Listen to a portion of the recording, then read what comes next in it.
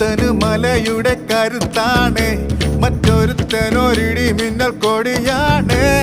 വലിയവൻ ഒരു കരിമ്പുലിയായാൽ ഇളയവനിടയുന്ന കരിയാകും. രാവോരം ചായുവാ